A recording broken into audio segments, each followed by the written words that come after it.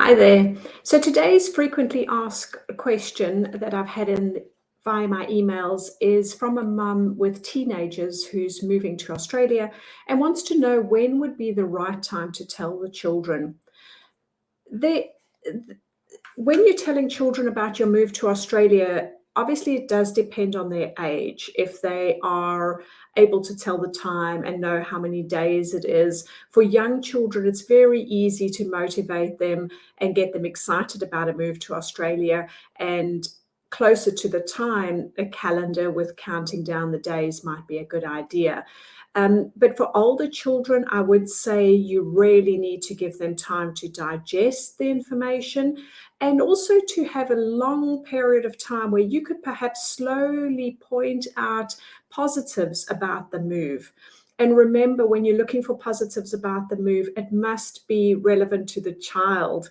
The child has very different ideas of what is exciting compared to what you might have about Australia. So perhaps if they're a sports person, perhaps they are a cricket player, you could show them pictures of the Melbourne Cricket Ground or the Sydney Cricket Ground, or how many cricket ovals there are in Australia. You can find positives, whether they're a musician or whatever their interest is. I honestly believe Australia has something for every child. So go out there and find those positives.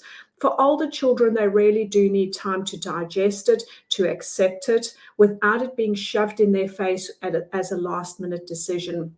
So try and find those positives that you can work through with them, but also in a little way you could point out problems that they might be having and how Australia might resolve those. So, for example, I had a client coming from South Africa. They were able to show their child that the universities in Australia would give them better options than what they might have in a country like South Africa.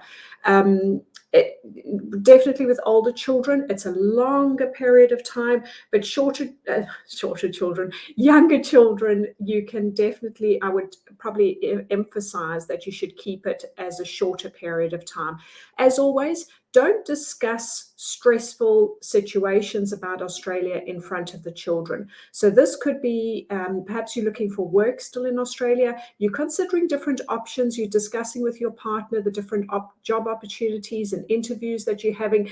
These can be quite emotive for you and your partner and could put the wrong impression onto the children about Australia because they overhear your conversation. So try and keep those conversations for when the children are in bed. I hope that's been helpful to you. If you have any questions for me, please feel free to email them across to me. My email address is on the screen now once I've clicked this button, and you can email me any questions that you might have and I will answer them. Thank you so much. Take care.